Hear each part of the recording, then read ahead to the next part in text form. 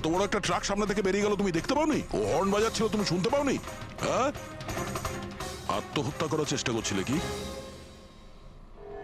মনে হচ্ছে দেখতেও পায় না, শুনতেও পায় না। কিন্তু এই রাস্তায় একা কি করছে? কে কে আছে এখানে? আকাশ দাদা, কে আপনি? কে? তার মানে আপনি দেখতে পান? তাহলে আপনি আমি আর ওই ট্রাক দেখতে পাননি? চাপা দিয়ে চলে যেত আপনাকে যদি আমি আপনাকে না বাঁচাতাম। সরি, আমি সত্যি দেখতে পাইনি। সারিকা, সারিকা তুমি ঠিক আছো তো? সারিকা, তুমি একলা কোথায় চলে গেছিলে? তোমার যদি কিছু হয়ে যেত তাহলে? আমি আগেই বলেছিলাম আমরা প্রপার্টি দেখতে যাচ্ছি, ওকে সাথে করে নিয়ে যাওয়ার কোনো দরকারই ছিল না, কিন্তু আমার কথা কেউ শোনেই না। রজনী প্লিজ থামো তুমি। ইনি ঠিকই বলছেন, আমি নিজে দেখেছি। ওনার লেফট সাইড দিয়ে একটা ট্রাক আসছিল, উনি দেখতে পাননি। ও হর্ন বাজাচ্ছিল, শোনেনি। চাপা দিয়ে চলে যেত ট্রাক যদি আমি না থাকতাম। থ্যাংক ইউ দাদা, থ্যাংক ইউ ভেরি মাচ। হ্যাঁ দাদা, সত্যি ও ট্রাকের আওয়াজ শুনতেও পাইনি আর দেখতেও পাইনি। তার মানে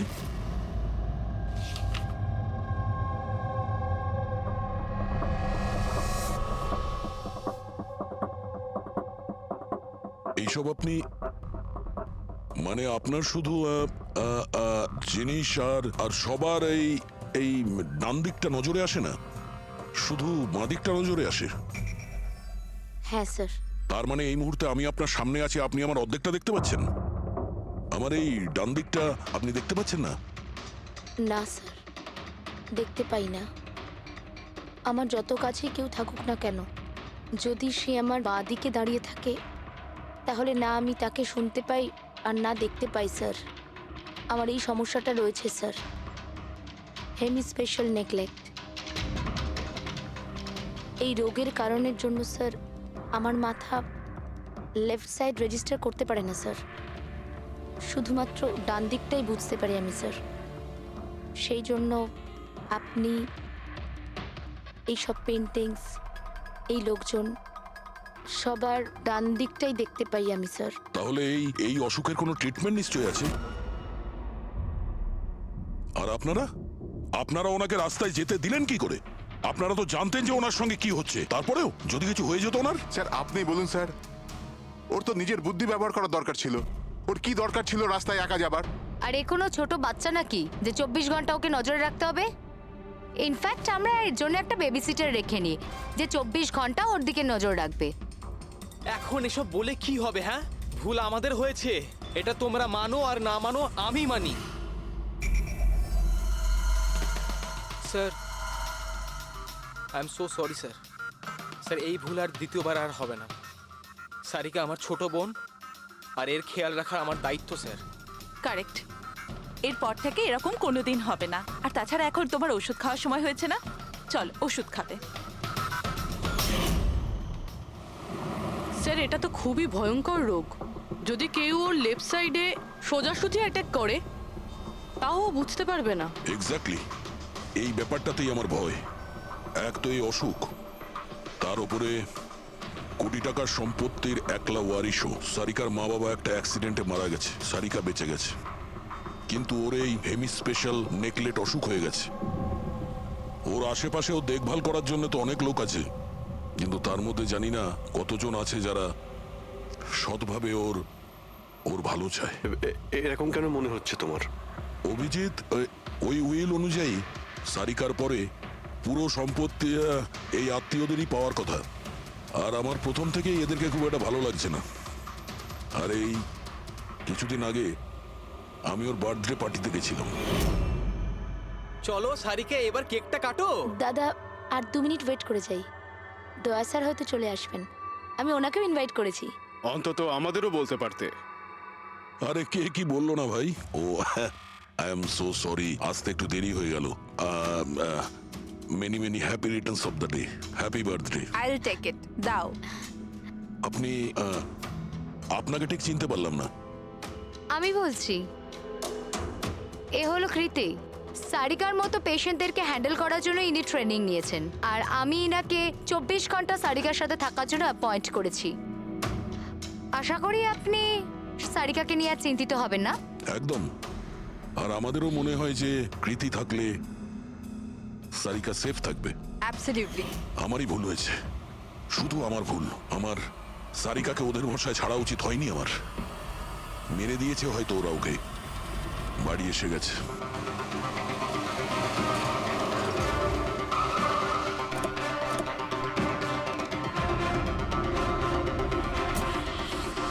কোথায় ও? হ্যাঁ, কি করেছো তোমরা ওর সাথে? স্যার আমরা তো জানি না কি হয়েছে, আমরা তো কিছুই করিনি স্যার। এক মিনিট, কি হয়েছে কি এখানে? স্যার ড্রয়িং রুমের অবস্থা দেখে আমরা এতটাই ভয় পেয়ে গেছি যে আমরা ভিতরে যাইনি। আগে এটা বলো, সারিকা কোথায়?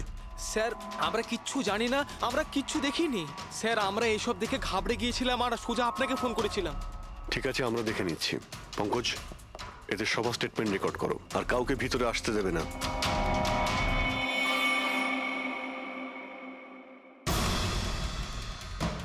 সারিকা, সারিকা, কেউ আছেন? এখানে তো মনে হচ্ছে অনেক কিছুই হয়েছে। এত রক্ত তো কোনো একজনের হতেই পারে না।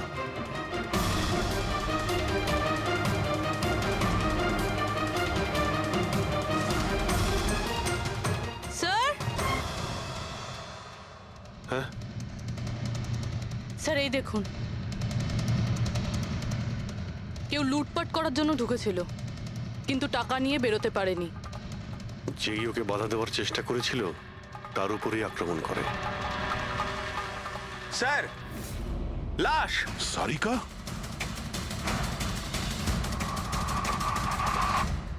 ও নো, মানালি তো এ। এরপর থেকে এরকম কোনোদিন হবে না। আর তাছাড়া এখন তোমার ওষুধ খাওয়ার সময় হয়েছে না? সারিকার ছোট বৌদি, জয়ন্তর স্ত্রী। তাহলে ও কোথায় আছে?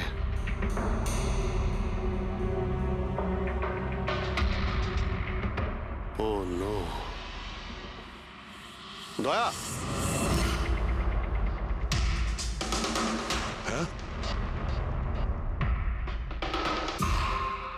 এ হলো কৃতি। সারিকার মতো পেশেন্টদেরকে হ্যান্ডেল করার জন্য ইনি ট্রেনিং নিয়েছেন। এটা তো কৃতি। তুমি চেনো? হ্যাঁ, প্রীতি স্যার, পালস চলছে, এখনো বেঁচে আছে। এ সারিকার রুমের বাইরে? সারিকা, সারিকা, ফ্রেডি, এক্ষুনি অ্যাম্বুলেন্সের ব্যবস্থা করো, একে হসপিটালে পাঠাতে হবে। সারিকা, সারিকা,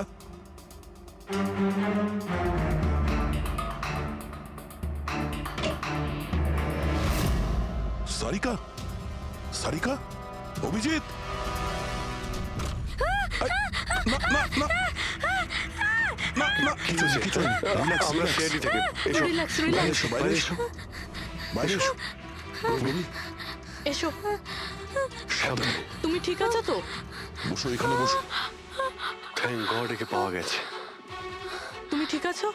সবাইকে মেরে দিয়েছে, সবাইকে মেরে দিয়েছে স্যার।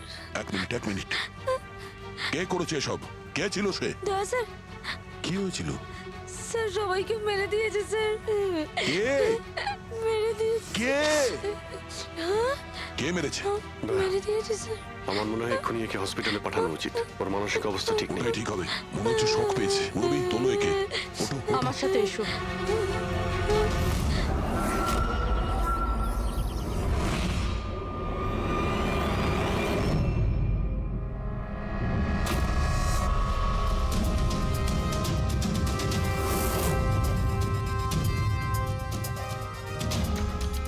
স্যার আপনি আমাকে ঘরে কেন যেতে দিচ্ছেন না?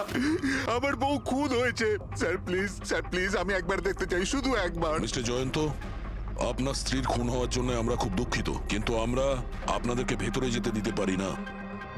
3 জনের উপর হামলা হয়েছে, একজন মারা গেছে, একজন আহত, আর একজন শক পেয়েছে। আর আপনারা বলছেন যে আপনারা কিছুই জানেন না। হ্যাঁ, সত্যি আমরা কিচ্ছু জানি না স্যার। ইনফ্যাক্ট আমরা এখানে কেউ ছিলামই না স্যার। আমরা সবাই নিউ বোম্বেতে ছিলাম একটা পার্টিতে। কোন পার্টি? স্যার একটা ফ্রেন্ডের রিসেপশনের পার্টি। তো আপনারা সবাই ওখানে গিয়েছিলেন তো? মানালি? ও বাড়িতে কেন ছিল? স্যার মানালি আমাদের সঙ্গে গিয়েছিল। বাড়িতে শুধু সারিকা আর কৃতি ছিল, কারণ স্যার সারিকা শরীর খারাপ ছিল। কিন্তু স্যার এই পার্টি থেকে হঠাৎ মানালি কি করে হারিয়ে গেল আমরা কিচ্ছু জানি না স্যার। স্যার, হ্যাঁ পূরবী, স্যার এই দেখুন, এর নখে এবং এর বডিতে অনেক গুঁড়ো চুল পাওয়া গেছে। স্যার এই কাঁচের টুকরোগুলো দেখুন, বেশ মোটা, মনে হচ্ছে কারো চশমার কাজ।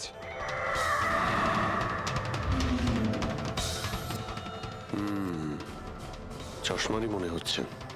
রেখে দাও সাবধানে। এই টেনে নিয়ে যাওয়ার চিহ্নের সঙ্গে রক্তের ফোঁটা।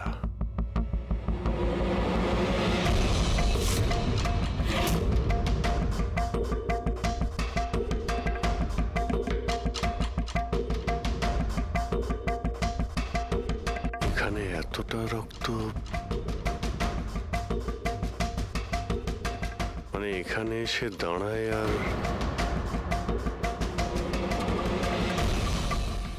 বাইকের চাকার দাগ। কেউ আহত অবস্থায় এখানে আসে আর বাইকে উঠে এখান থেকে বেরিয়ে যায়। আচ্ছা একটা কথা বলুন তো, আপনাদের মধ্যে বাইক কার কাছে আছে?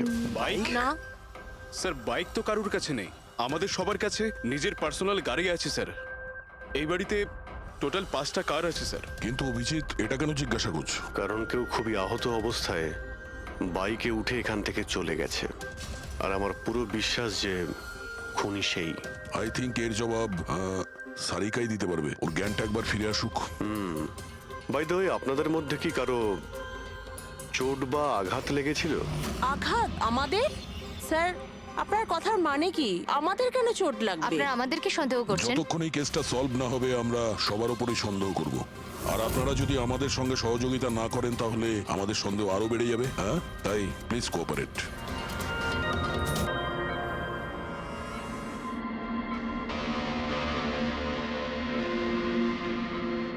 সারিকা,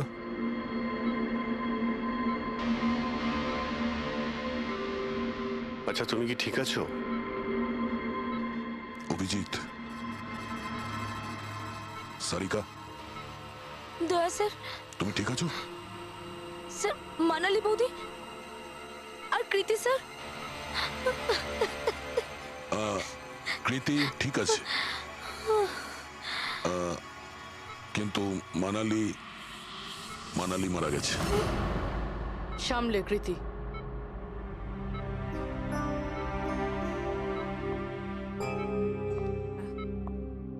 কৃতি, কৃতি, তুমি ঠিক আছো তো? I am so glad you okay. Thank God তুমি ঠিক আছো।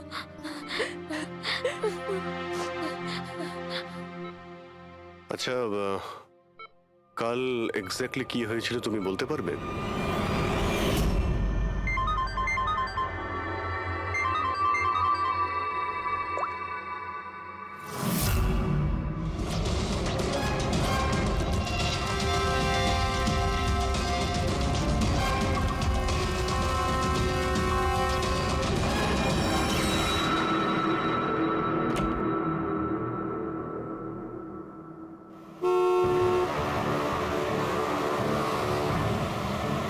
বৌদি,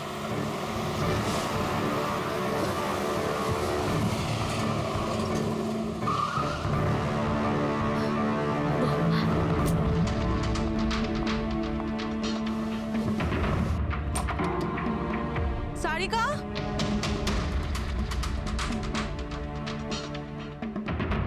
সারিকা, সারিকা কোথায় তুমি? বৌদি, সারিকা, সারিকা,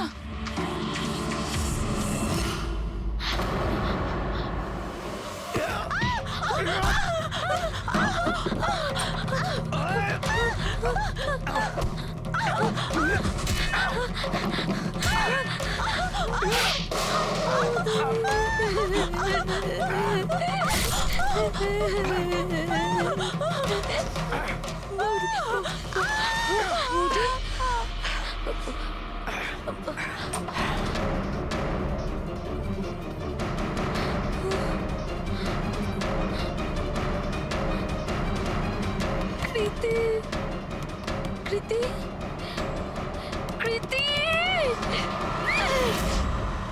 তো তুমি ওনার দরজাতে ধাক্কা দিয়েছিলে। তো কৃতি, আপনি আপনি কি দেখেছিলেন? আপনার উপরে আক্রমণ কি করে হলো? সারিকার জোরে চিৎকারের আওয়াজ পেলাম, আমি তখনই ঘর থেকে বাইরে আসি। সারিকা, এইসব কি করে? কৃতি, কৃতি, সারিকা তুমি ঠিক আছো তো? কৃতি, আমি আমার রুমে। কৃতি, আমি এখানে। Okay okay okay Sarika, you don't worry, I am coming. Kriti সাবধানে, খুনি এখনো বাড়িতেই আছে। খুনি? সারিকা, তুমি ওকে দেখেছো যে কৃতির ওপর হামলা করেছে? হ্যাঁ স্যার, আমি দেখেছিলাম। সারিকা, সারিকা, কৃতি, কৃতি, সারিকা, সেই মুহূর্তে তুমি যা যা দেখেছো সেটা তুমি একটা পেপারের ওপর আঁকতে পারবে? হ্যাঁ স্যার, যখন আমি ওনাকে মানালি বৌদির পেছনে দেখেছিলাম তখন খুব ভয় পেয়ে গেছিলাম। আমি শুধু ওই মুখটার একটা ঝলক দেখতে পেয়েছিলাম স্যার। যখন আমি আবার দেখি তো তখন আমি শুধু হাতটুকু দেখতে পাই। কৃতি আমার দিকে আসছিল আর তারপর পিছন থেকে হাত এলো, ওই হাতটা ওর ওপর হামলা করলো। লোকটা রেনকোট পরেছিল আর গ্লাভস আর একটা বড় চকমকি ঘড়ি, এই যে একেবারে সেরকমই হুবহু যেমনটা আমি দেখতে পেয়েছিলাম।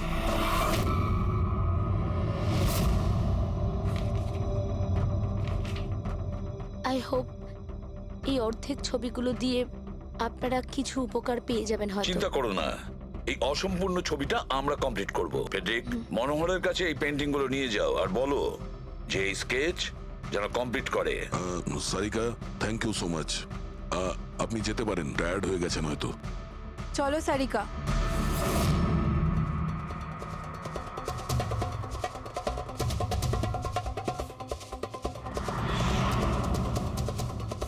এই লোকটাকে তো আগে কখনো দেখিনি স্যার। হতে পারে শুধু এই কাজের জন্যই হায়ার করা হয়েছিল। আর ঠিক সময়ে মানালি ওর প্ল্যানটা ভেস্তে দিল। খুব মন দিয়ে দেখো এই স্কেচটা। এটা সেই লোকটার ছবি যে মানালিকে খুন করেছিল। আপনারা কি একে কোনোদিন দেখেছেন? আমি তো বুঝতেই পারছি না আমাদের কেন সন্দেহ করা হচ্ছে। এক্স্যাক্টলি, আমরা সবাই সারিকার আপনজন, আর আজ আমরা বিজনেসের সব কাজ ছেড়ে এখানে এসেছি শুধুমাত্র সারিকার জন্য। আর আপনাদের মনে হচ্ছে আমরা ওকে মারতে চাইছি? স্যার যে মারা গেছে ও আমার বউ স্যার, আর সারিকা আমার বোনের মতো। স্যার, আমি যখন খুব ছোট ছিলাম আমার বাবা মা মারা গিয়েছিল। সারিকার বাবা মাই আমাকে আদর যত্ন করে বড় করে তুলেছে। আমি আজ যা কিছু হয়েছি ওনাদের দুজনের জন্যই হয়েছি। আর স্যার, আমি সারিকাকে আমার নিজের প্রাণের চেয়েও বেশি ভালোবাসি। এক্স্যাক্টলি, এক তো আমরা ওর জন্য নার্স রাখলাম, আর আপনারা সবাই আমাদেরকেই সন্দেহ করছেন। হ্যাঁ, সন্দেহ করছি তোমাদের সবাইকে। আমি নিজের চোখে দেখেছি কতটা ভালোবাসো তোমরা ওকে। আপনারা সবাই ভালোভাবেই জানেন যদি ওই বেচারির কিছু হয় তাহলে ওর কয়েকশো কোটি টাকার সম্পত্তির। ওকে বাড়িতে রেখে তোমরা সবাই পার্টিতে গিয়েছিলে। ওখানে মালিনী কোনো কথা শুনেছিল যে কোনো খুনি ওকে মারতে চলেছে। মালিনী কাউকে কিছু না বলেই নিজে ওকে সাবধান করে আর চলে যায় সেখানে যেখানে খুনি মানালিকে মেরে ফেলে। আর যদিও পার্টিতে এই কথাটা শুনে থাকে তাহলে আপনাদের মধ্যে কেউ হবে? কেউ না? ঠিক আছে, তোমরা এখন যেতে পারো, কিন্তু একটা কথা ভালো করে মনে রাখবে, আমাদের কড়া নজর থাকবে তোমাদের উপরে। অভিজিৎ, দয়া, ও বলছিল মানালি ওকে ফোন করেছিল যে মানালি পুলিশ নিয়ে ওর বাড়িতে পৌঁছচ্ছে। এক্স্যাক্টলি স্যার, কিন্তু ও না আমাদের সঙ্গে কন্ট্যাক্ট করেছে না পুলিশের সঙ্গে। হতে পারে কেউ ওর পিছু নিয়েছিল, তাই হয়তো ভয় পেয়ে গিয়েছিল। একটা কাজ করি আমরা, পঙ্কজ, পুরবী, ওই পার্টিতে যে কয়জন লোক এসেছিল ওদের প্রত্যেকের নাম আর ফোন নাম্বার বের করো আর খোঁজ নাও ওই রাতে মানালির বাড়ির আশেপাশে ওদের মধ্যে কার ফোন অ্যাক্টিভ ছিল।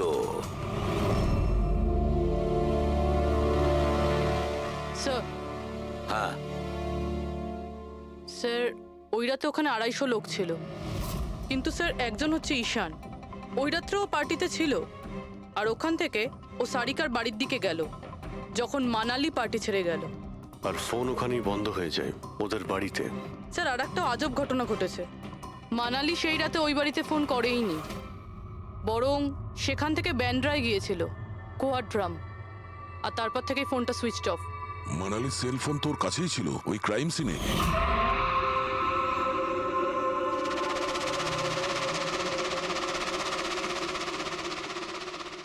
Switch off? আচ্ছা, এমনটা নয় তো যে ওই ফোনটা আসলে ঈশানের ফোন, ভুল করে ওখানে পড়ে গিয়েছিল? মানে ঈশান সেই রাতে সারিকা ভিলা এসেছিল। ডাকো ওই ঈশানকে বিউরোতে। স্যার আমি করেছিটা কি? আমাকে এখানে কেন ডাকা হয়েছে? ঈশান, একটু আপনার চশমাটা খুলবেন? চশমা? স্যার এটা তো উইদাউট নাম্বারের চশমা, এটা তো আমি রেগুলার পড়ি না। ডক্টর সালুকের কাছে নিয়ে যাও এটা। স্যার আমাকে এটা তো বলুন আমি করেছিটা কি? আমরা আপনাকে এখানে মানালি মার্ডার কেসের ব্যাপারে ডেকেছি। ক্রাইম সিনে আমরা চশমার ভাঙা কাঁচ পেয়েছি। আপনার চশমাটাকে ওই কাচের সঙ্গে ম্যাচ করিয়ে দেখব। কিন্তু স্যার আমি তো ওই জায়গায় যাইনি। যদি তুমি নাই গিয়ে থাকো তাহলে তোমার ফোন ওখানে ওই ভিলাতে কি করছিল? আর মানালির ফোন তোমার বাড়িতে মান্দ্রাতে কিভাবে পৌঁছলো? ওই স্যার পার্টিতে আমাদের ফোন এক্সচেঞ্জ হয়ে গেছিল, কারণ আমাদের ফোন দুটো এক। কি হলো মানালি ম্যাডাম, আপনাকে চিন্তিত মনে হচ্ছে? চিন্তিত আমি? না তো, আসলে আমি ওই জয়ন্ত আর আকাশকে খুঁজছিলাম। আপনি ওদের কোথাও দেখেছেন? হ্যাঁ, ওরা দুজন ভেতরেই হবে। আসলে কি হয়েছে, এত চেঁচামেচি আর এই ডিস্কোতে আমি কিছু বুঝেই উঠতে পারছি না। আপনি প্লিজ আমাকে একটু হেল্প করে দেবেন ওদের খুঁজে পেতে? আমি ওদের ভেতর থেকে আপনার কাছে পাঠাচ্ছি।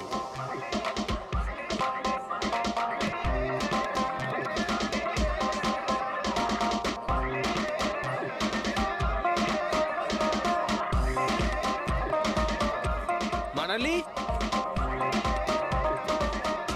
ঈশান, তুমি তো বলছিলে মানালি খুঁজছে আমাদের। কোথায় মানালি? আরে এক্ষুনি তো এখানেই ছিলেন মানালি, কি জানি কোথায় চলে গেলেন। ওই দিকটা কি দেখি, চলো। স্যার আমার ফোন সুইচ অফ ছিল, এই জন্য আমি মানালিকে বলতে পারি। সেই কারণে মানালি পুলিশকে ফোন করতে পারেনি। স্যার আমাকে বিশ্বাস করুন, আমি খুন করিনি। খুনি না হলেও খুনির সঙ্গীত হতে পারো, যে ওখানে ওই পার্টিতে উপস্থিত ছিল। তুমি পার্টিতে মালিনীর সমস্ত কথা শোনো, আর যখনই মানালি ওখান থেকে বেরোয় তুমি মানালির পিছু নাও। কোনো কায়দা করে তুমি মানালির ফোন তোমার বাড়ি ব্যান্দ্রাতে পাঠিয়ে দিলে, আর ওখানে পাওয়া চশমার কাঁচের টুকরো, আমাদের সন্দেহ ওটা তোমার চশমার। রিপোর্ট তো আমরা পেয়েই যাব আমাদের ফরেন্সিক ল্যাব থেকে। ঈশান শুধু ঈশানের কাছে কোনো কারণ নেই, কিন্তু সবার কাছেই কোনো না কোনো কারণ আছে সারিকাকে মারার জন্য। দিয়া আর অভয়, এদের দুজনের তো টাকার খুব প্রয়োজন ছিল। হতে পারে এরা দুজন করেছে, আর এদের প্রত্যেকের কাছে একটাই অজুহাত আছে যে ওরা রিসেপশনের পার্টিতে ছিল। স্যার, এরা সবাই ওই রিসেপশন পার্টিতে প্রেজেন্ট ছিল, কিন্তু কোনো একজন খুনিকে ফোন করে সারিকা ভিলায় যেতে বলেছিল লেফট দিয়ে, যাতে সারিকা কিছু বুঝতে না পারে। তারপর সারিকাকে মারবে, কৃতিকে মারবে, আর সবাই ভাববে দেখে যেন মনে হয় চুরি করার উদ্দেশ্যে খুনটা হয়েছে। আর এই সব কিছুই মালিনী শুনে ফেলে। তারপর ননদকে বাঁচানোর জন্য ও বাড়ি ফিরে আসে, কিন্তু ও সেখানে খুন হয়। কিন্তু মারা যাওয়ার আগে ও খুনিকে আহত করেছিল। খুনি যাওয়ার সময় কৃতির উপরে হামলা করে, লুটের মাল আর ননদকে ফেলে তারপরে সে বাইকে করে পালিয়ে যায়। শুধু একবার এই খুনির ব্যাপারে কিছু যদি জানতে পারি না, কিছু, তাহলে ধরে নাও মাস্টার মাইন্ড আমাদের হাতে। স্যার খুনির বাইকের টায়ারের চিহ্ন, আশেপাশে পড়ে থাকা রক্তের ফোঁটা সব চেক করেছি, কিন্তু কিচ্ছু জানতে পারিনি। স্যার মনে হয় যে খুনির কোনো পাস্ট রেকর্ড নেই। এর মানে হলো খুনি কোনো পেশাদার অপরাধী নয়। স্যার মানালির জামা কাপড় থেকে আর নখ থেকে যে চুলগুলো পাওয়া গেছে, সালুমকে স্যার সেটা টেস্ট করছে, হয়তো কিছু পাওয়া যাবে।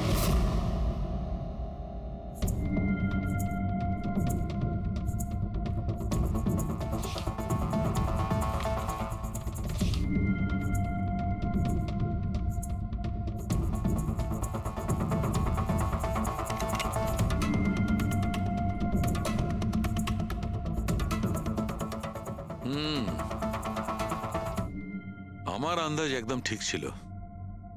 এবার শুধু ডিএনএ রিপোর্টটা দরকার। হ্যাঁ সালুকে। বস, হ্যাঁ একটা কথা ঠিক যে ঈশান খুনি নয়, কারণ ক্রাইম স্পট থেকে এই যে চশমার লেন্সের ভাঙা টুকরো পাওয়া গেছে, এইগুলো ঈশানের চশমার সঙ্গে ম্যাচ করছে না। এক তো ঈশানের চশমার পাওয়ার 0, আর দ্বিতীয়ত ঈশানের যে চশমাটা তার লেন্সগুলো একদম নর্মাল, কিন্তু এই লেন্সটা ফটোক্রোম্যাটিক, মানে রোদের সঙ্গে রং পাল্টায়। আচ্ছা, ওই যে রক্ত পাওয়া গিয়েছিল ওই বাইকের টায়ারের মার্কের কাছে, সেটা কি খুনির রক্ত? হ্যাঁ, ওই রক্তটা খুনিরই, যার বয়স 25 থেকে 30 বছরের মধ্যে। আর মানালির নখে যে চুলটা পাওয়া গেছে ওটা নিশ্চয়ই খুনির। আসলে বস, হাতাহাতি করবার সময় চুল গোড়া থেকে উপড়ে আসে, অথচ এই যে চুলটা, এটা উপড়ে আসেনি, কাটা হয়েছে। আর এইটা দেখো স্ক্রিনে, যতগুলো চুল আছে সব আলাদা আলাদা রকমের। কোনো চুল সিধে, কোনোটা কোঁকড়ানো, আর ওগুলো রং দেখো, প্রত্যেকটা চুলের রং আলাদা, কোনোটা কালো, কোনোটা ব্রাউন, কোনোটা ডার্ক ব্রাউন, আর ওই গোল্ডেনও আছে। এই চুলগুলো একটা লোকের হতেই পারে না। আলাদা আলাদা লোকের চুল? হ্যাঁ দয়া, এই চুল থেকে আমরা বিভিন্ন ধরনের কেমিক্যাল পেয়েছি, যেমন হচ্ছে কেরাটিন, ফিফটাইন, আরো অনেক কিছু। আমার মনে হচ্ছে না যে এই চুলগুলো কোনো একজন লোকের মাথার চুল। Hello? Oh good, very good, thank you very much, good news, bye. DNA টেস্টের রিপোর্ট, এই রিপোর্ট এই বিষয়টা কনফার্ম করছে যে এই যে চুলগুলো সেগুলো কোনো একজন ব্যক্তির চুল নয়। যে লোকটার ড্রেসের ওপর আলাদা আলাদা চুল আছে, আলাদা আলাদা লোকের কাটা চুল, সেই লোক কোনো বড় সেলুনে কাজ করে, হেয়ার স্টাইলিস্টের।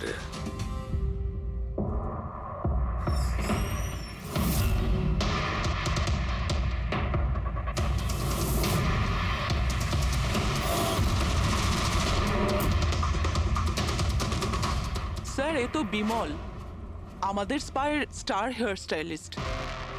স্যার, এখানে যেই আসুক না কেন সবাই ওর কাছেই হেয়ার স্টাইল করতে চাইতো, কিন্তু স্যার এই কিছুদিন ধরেই হলো এই টাকা পয়সা নিয়ে ভীষণ চিন্তিত থাকতো। এর জুয়া খেলার খুব অভ্যাস ছিল, কিন্তু স্যার এই খুন করবে এটা স্যার আমি একদম ভাবতেই পারছি না।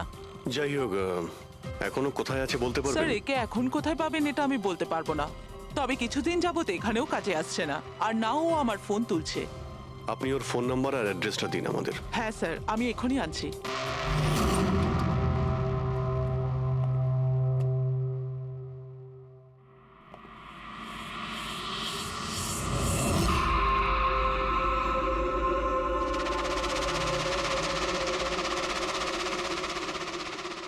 ও নো, এ তো গেছে। বিষ খেয়েছে। এখানে আঘাত লেগেছে, আর এই কাঁধেও নখের চিহ্ন। মানে এই হলো সেই যে মানালিকে খুন করেছে। দেখো কিছু পাওয়া যায় কিনা।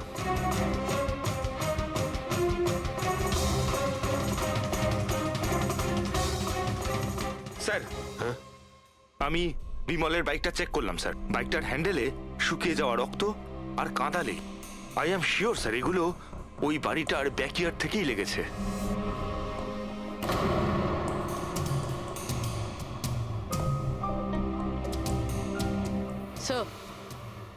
স্যার, এই ভেঙে যাওয়া চশমা আর এই রেনকোট পেয়েছি, রেনকোটে রক্ত লেগে আছে।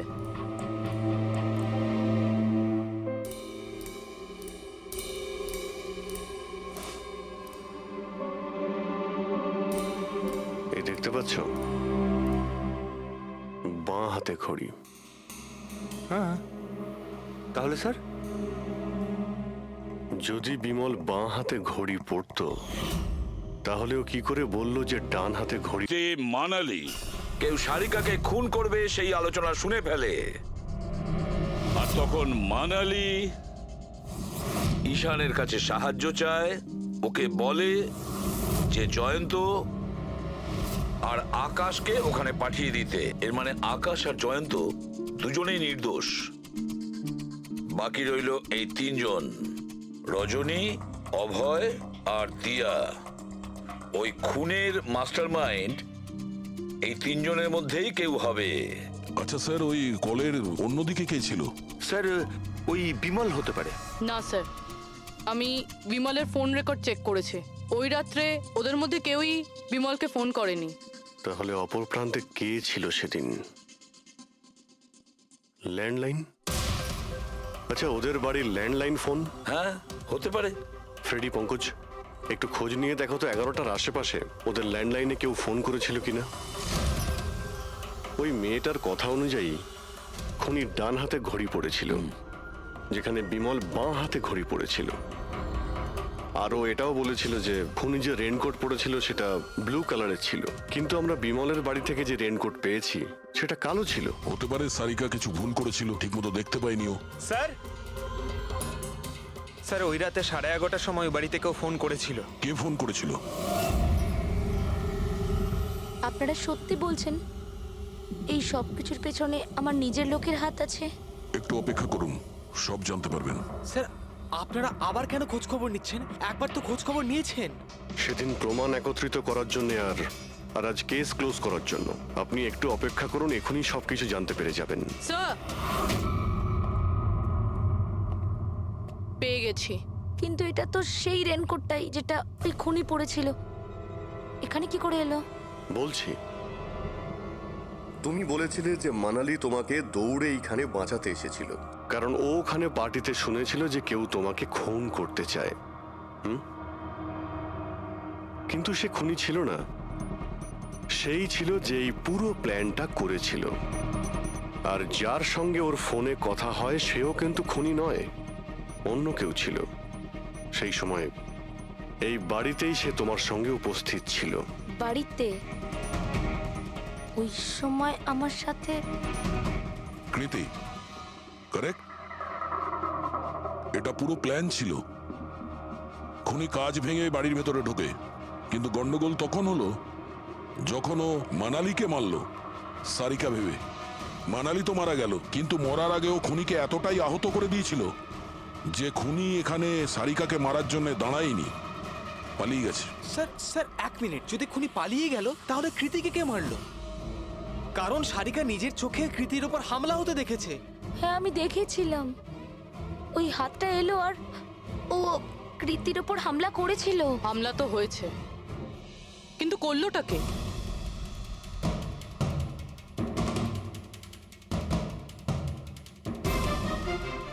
আপনারা সবাই আমাকে এভাবে কেন দেখছেন? এর উত্তর তো শুধু তুমিই দিতে পারবে কৃতি। ও রাত ঠিক 10:30টার সময় শুয়ে পড়েছিল। আর মানালি কাউকে ফোনে কথা বলতে শুনেছিল রাত 11:10 আর সেই ফোনটা এসেছিল এই বাড়ির ল্যান্ডলাইনে। কে রিসিভ করেছিল সেই কলটা? যদি আমরা এটা মেনেও নিই যে বিমল তোমার ওপর হামলা করেছে, তাহলে ও তোমাকে বাঁচিয়ে রাখলো কেন? ও মানালিকে এত নৃশংসভাবে মারলো, আর তোমাকে শুধু এই একটা আঘাত কেন? ও সারিকাকে কেন মারলো না? আর এই চুরি করা টাকা ছেড়ে পালালো কেন? আর সব থেকে বড় প্রশ্ন, ও খুনিকে এই ব্লু কালারের জ্যাকেট পরে থাকতে কি করে দেখলো? কি করে দেখলো সেই ঘড়িটা যা বিমল লেফট হ্যান্ডে পড়তো, রাইট হ্যান্ডে নয়? বিমলের রেইনকোটের কালার ছিল ব্ল্যাক।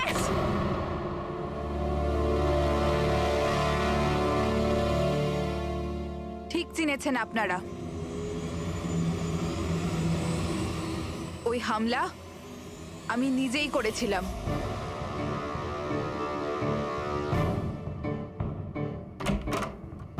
সারিকা, সারিকা কোথায় তুমি? মানালি এখানে এই সময়? সারিকা,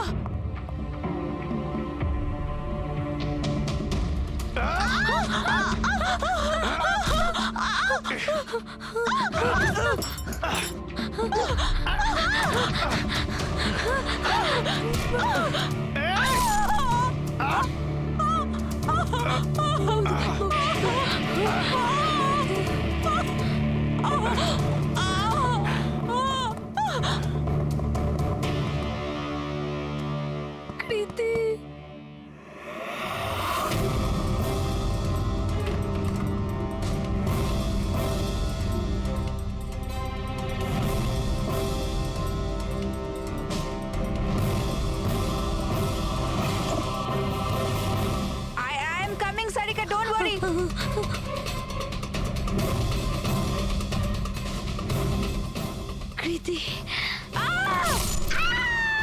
কারণ আমি চাইনি কেউ আমার উপর সন্দেহ করুক।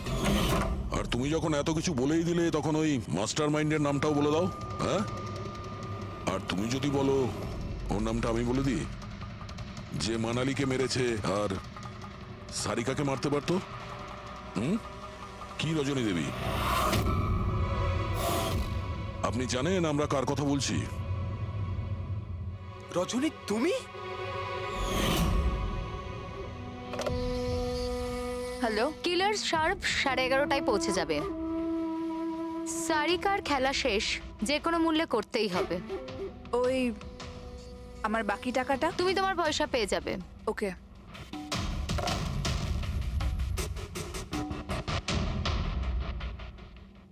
রজনী, তোমার জন্য আমি আমার বউকে...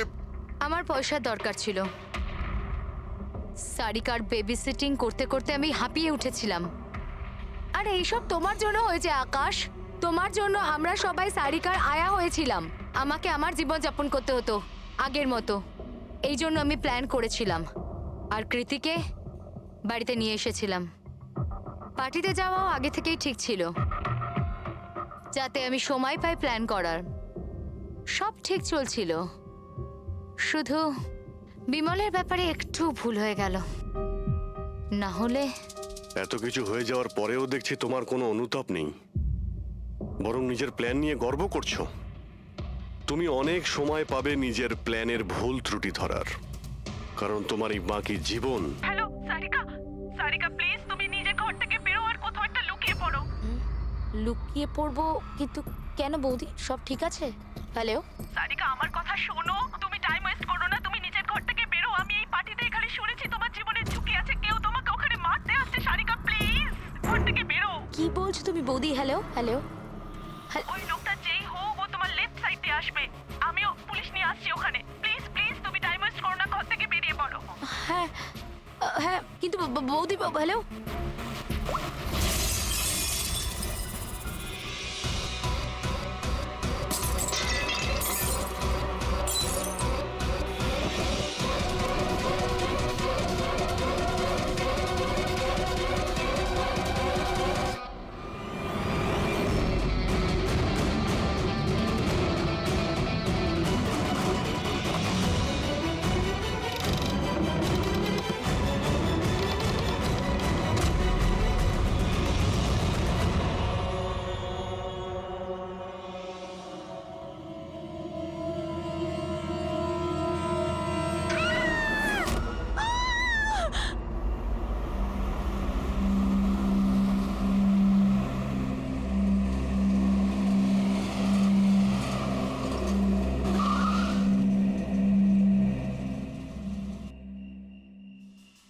এক তো না বলে চলে গেছে, আর ফোনও তুলছে না। আরে ভাই, এমন কেউ করে নাকি? আরে কমসে কম বলে যাওয়া তো দরকার ছিল। হয়তো কোনো প্রবলেম হবে এই জন্য ধরেনি। তুমি না সব সময়... কাম অন, প্রবলেম তো আমাদের হয়েছে, অ্যাট লিস্ট আমাদের বলা দরকার ছিল ওর।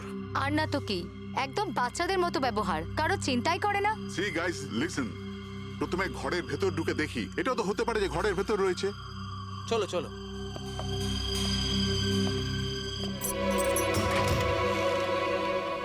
এখানে তো অন্ধকার কেন? আমি আলো জ্বালাচ্ছি।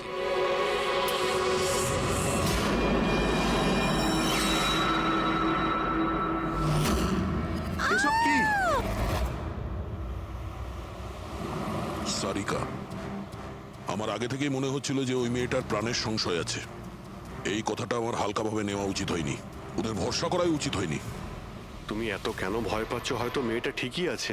তুমি জানো না অভিজিৎ, এই মেয়েটার এমন একটা রোগ আছে যার কারণে যে কোনো সময় ওর জীবন যেতে পারে। কেউ যা খুশি করতে পারে ওর সঙ্গে, কিন্তু ও জানতেই পারবে না। জানতে পারবে না? স্যার, ওকে ঘুমাতে আছে? না, ঘুমায় না, একটা অদ্ভুত রোগ। আমিও এই রোগের ব্যাপারে আগে কখনো শুনিনি। একটা অসুস্থ মেয়েকে তার পরিবারের লোক মারতে কেন চাইবে? যতটা আমি ওদেরকে চিনেছি, আমার মনে হচ্ছে যে ওদের ভাবসাব খুব একটা সুবিধার নয়। সারিকার সঙ্গে আমার কয়েকদিন আগেই দেখা হয়।